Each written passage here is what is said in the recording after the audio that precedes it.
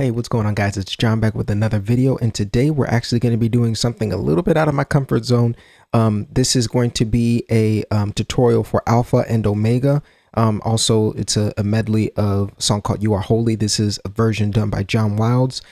So this song is kind of gospel-y. I'm not really a gospel player, but to practice what I preach, I'm going to attempt to show you guys how to play this song by just listening to the chords that are being played and trying to figure out the best way to match what it is that the piano player or the band is playing here. So this song is actually structurally, it's very simple. It's in the key of C, so know your C scale. And of course, everybody knows their basic chords in the key of C major. Okay, there's going to be one different chord that we're going to be playing in this key that's not in this key. When we get to it, I'll explain it to you. But for the most part, this song has all diatonic chords. So let's go on ahead and jump into it. For this tutorial, I'm just going to kind of play through a whole section of the song and then go back and explain, because there's a lot of chord changes in here and I wanted you guys to see how it's played, and then I'll slow down and explain what I'm doing.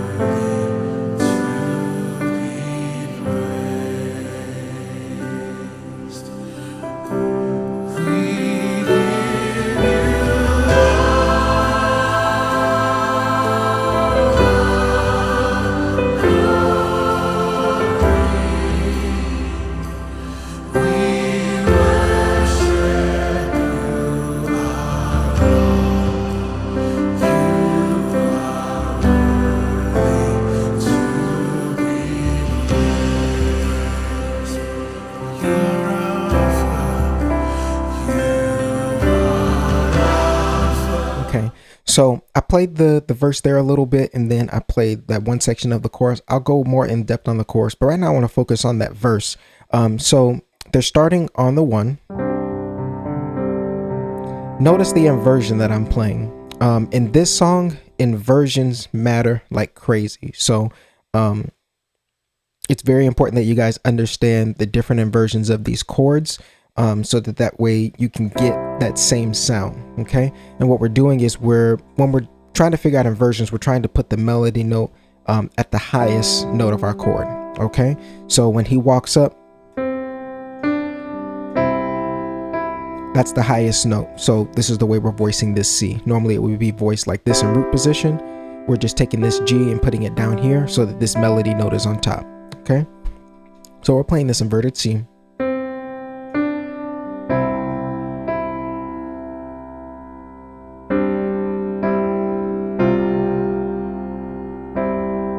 Okay, what I'm doing there is I'm keeping the same chord, and this is another trick that you guys can use in some of your different songs that you're learning or you're playing.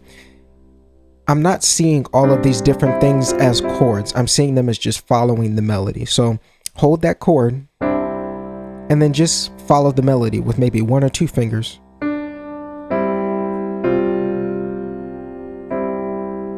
Okay. Okay, that's the second part. It goes to 3/4. Here comes the 3/4. We worship. Okay, so what I'm doing there on that 3 is I'm kind of doing just kind of like a spread here. I'm doing a G octave with a C in the middle. Okay, and I have my 3 in the bass. So break it up like that. I'm on the 3 of C, but in my right hand, all I'm doing is I'm just playing an octave G with a C in the middle. And that's how you walk that melody line up to the 4, which is the same thing. And you'll notice that some of these chord inversions are the same. So if you look at this F, it's inverted the same as the C. Normally you would play an F like this. I'm just taking the highest note and putting it on the bottom. A lot of these songs that are kind of like this use inversions like this. They sound kind of very chapel, very old school hymnal type stuff. So from the beginning again.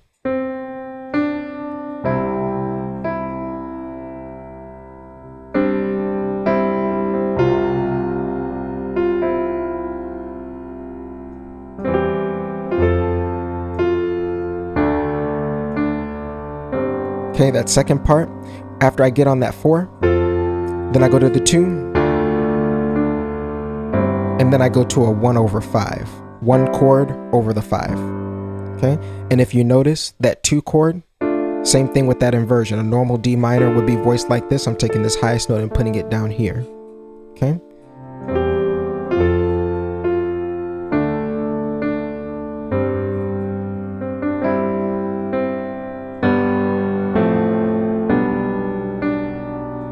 Okay, so when you're on that 1/5, and then you go to a normal 5, okay, and then it's going to be a 4/6, 4/6, and then 5/7 back to the 1. So that whole walk, we're going to start on the 4. When we, actually, I'll just play it off from the beginning again.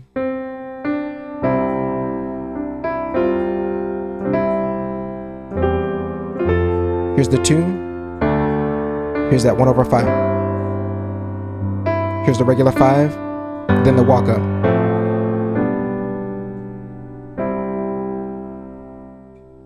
So with this song, you really want to kind of dissect where the progression is moving. If you have an understanding of where the progression is moving, then you can worry about the chords and all the voicings and stuff later.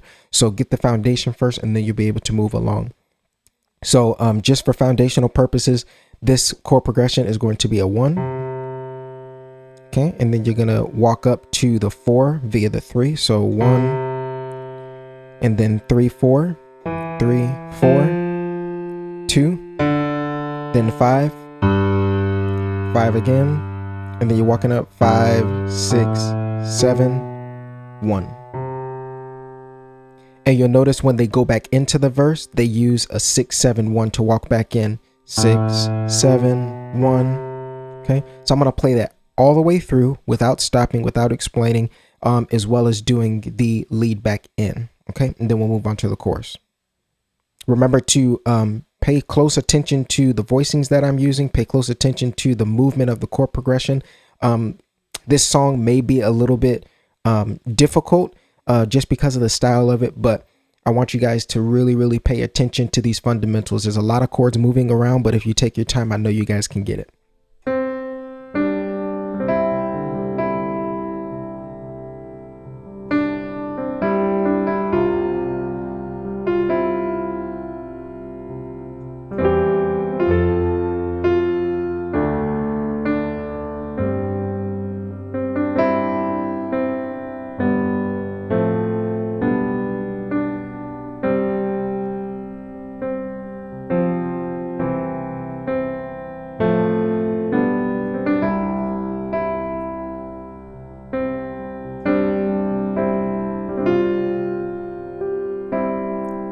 And that's how you lead back in. So let's go on ahead and move to the chorus. So the chorus is kind of a variation of what the verse was doing. So we're starting on the 1, and then there's going to be 2 passing chords. We're going to go from the 7 to the 3 to lead to the 6. Okay, so the actual destination of the 1 is the 6. Okay, and a very common movement in gospel music, particularly this type of gospel music where it's kind of hymnal type stuff, a common way for you to get from the 1 to the 6 is to use the 3 and the 7 as a passing tone, or in this case 7 and a 3. So here what it would sound like without the passing chords, and then I'll play it with the passing chords and explain what those passing chords are. So I'm just going to go from a regular 1 to a 6 first.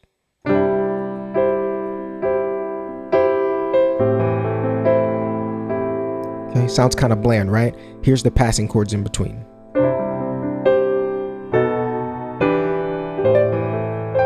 So you hear where this is where we started from and this is where it resolved. So the 7 and the 3, if you were to just stick on those chords, that sounds unresolved. That sounds unresolved. That sounds like that's where we're supposed to be. Whenever you're playing passing chords, don't get so confused with how the chord initially sounds. Because if you were to just stay on this chord, you're like, that just does not fit. Something doesn't sound right. Remember, it's just creating tension so that we can resolve it. Okay, that's the whole point of passing chords.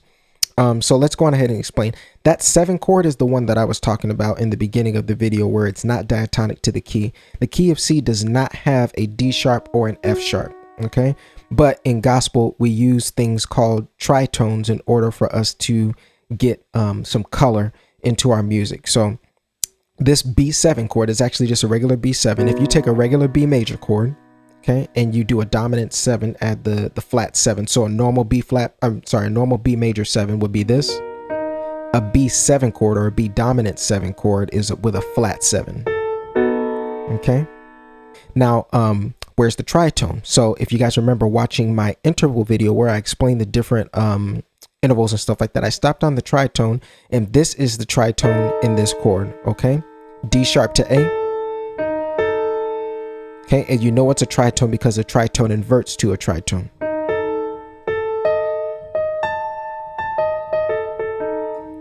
It's right there in that B7 chord. So that's that tension that you're hearing. Okay. So we go from the B7 in root position, and then when we go to the 3, we go to an E minor chord. Okay. Now what I'm doing here is that I'm keeping my B in the bass over here for some extra tension, but in my right hand, all I'm literally playing is a root position E minor. Okay, so let's begin that chorus again. We're going to start on the 1 and do that passing chord to the 6. Okay, and they move in succession. 1, 2, 3, 4, 1. We give you all. Okay, so make sure that those chords are following on the words that the singer is singing.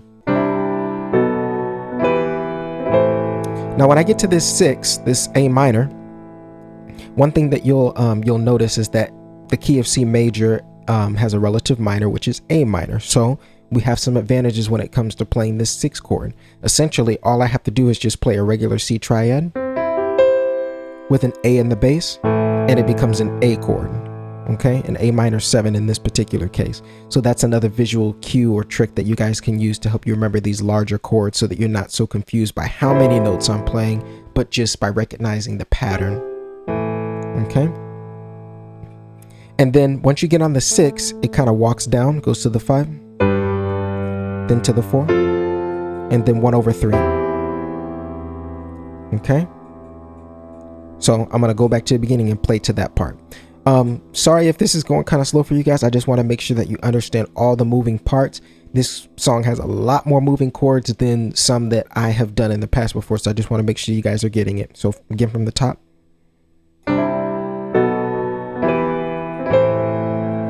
Here's the walk down.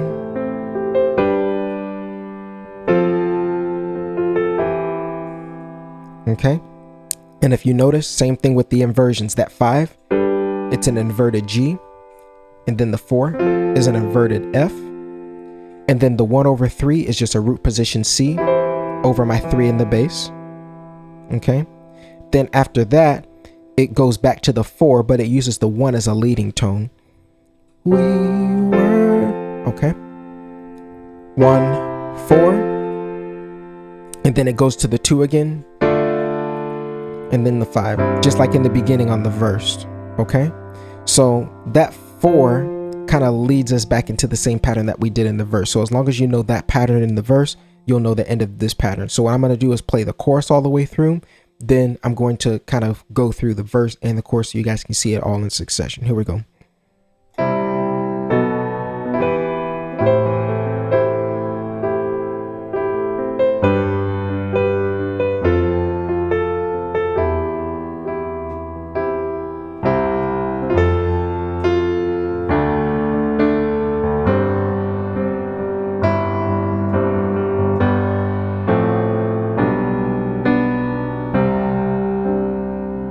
Now go back to the verse.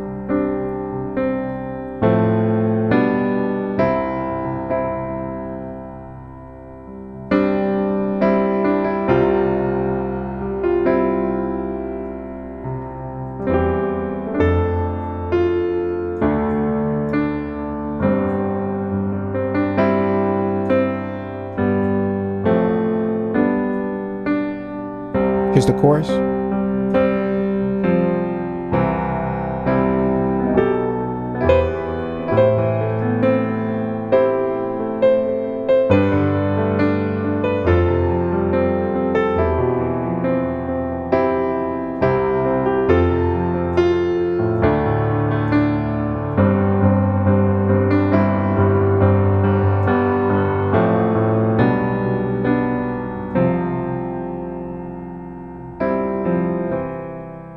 Okay, so that's pretty much all of alpha and omega. One thing that I will do before I move on to the other part of this medley is you may have noticed the last time that I was playing and I was kind of doing something funky with my left hand.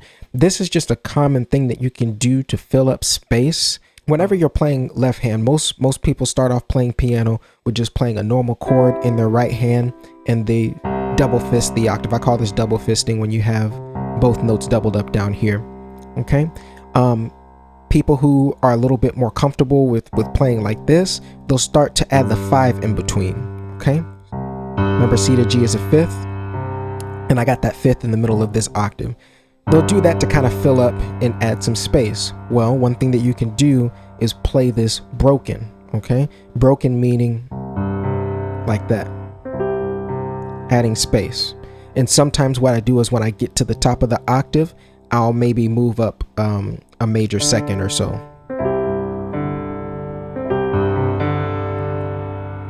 And then it turns it into a C at 9 because this D is present in the chord. So just doing little moves like that.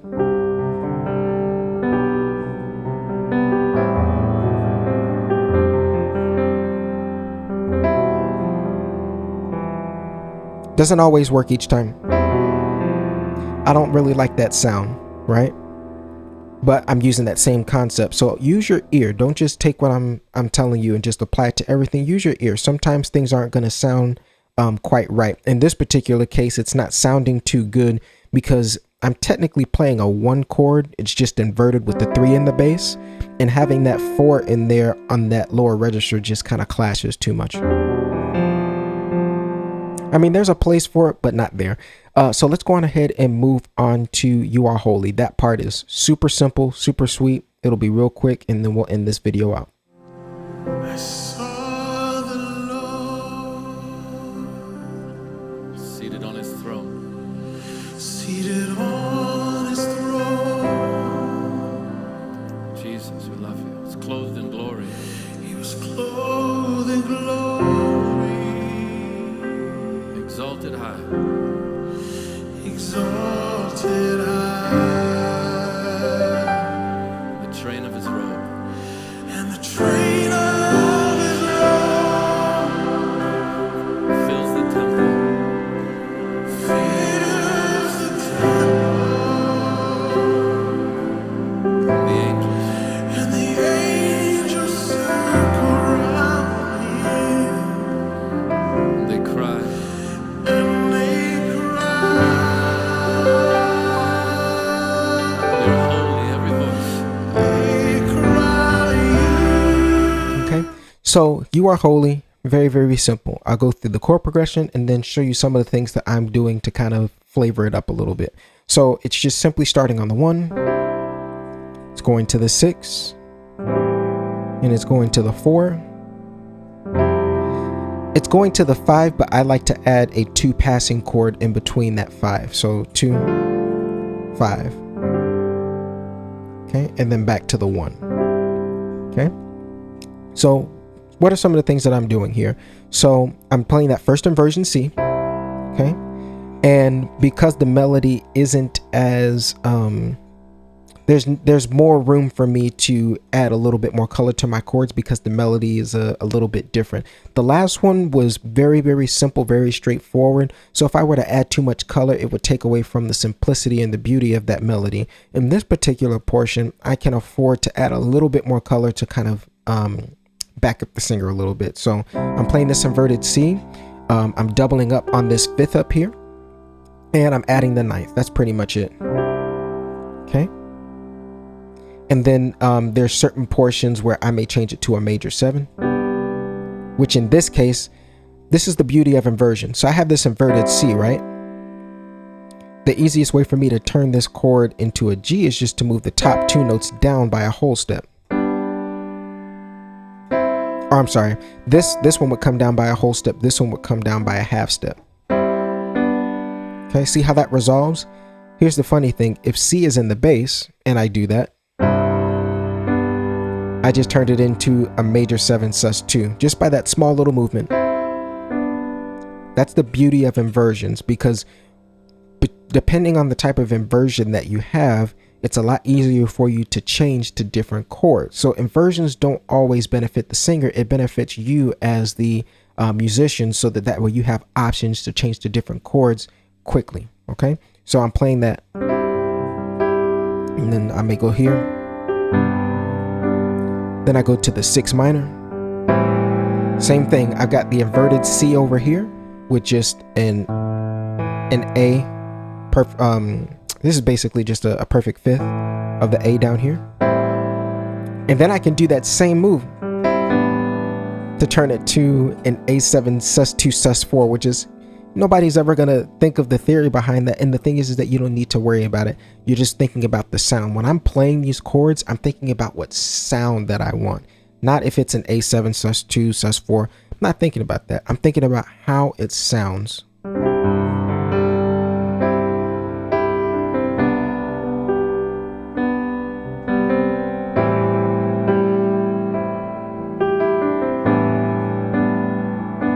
Then I go to a 4. I'm actually playing a sus2 here. Okay. Now, for those of you who haven't watched my video on basic chords, I can't remember if I covered sus chords in there, but basically a suspended chord is basically whenever you take the third note and alter it somehow, aside from making it minor. Okay. If I move this 3 down to the 2, I play that G. It's a F sus2, and G is in the key of C, so it works. Okay, so that's my 4 chord. And remember I told you I was playing a 2 passing chord to the 5? Well, that 2 passing chord is just a simple D minor. One thing that I'm doing here is just playing a regular F triad in my right hand, and then in my left hand I'm just changing the bass to the 2. And then when I go to my 5, I'm actually playing a sus4. So what's going on here? I'm just taking this third note and moving it up to the 4. And then I just have my G in the bass down here. So that's pretty much it for this song, guys. Go through the beginning of this song, slow it down if you have to, take your time. Don't rush through it. The last thing I want you to do is rush through a song and then your chords are sloppy. Everything is all over the place. I want you guys to get the foundations of these songs down so that way you can transfer them to other keys when you start learning your different scales and stuff like that. This song has a lot of movement in it, a lot of chords, so don't be discouraged if you can't get it right off the bat. Practice, practice, practice. If this video was helpful to you, let me know down in the comment section below, and you can also share and like this video so that way others can be helped as well. But that's going to be it for this one. Until the next one, take it easy, guys.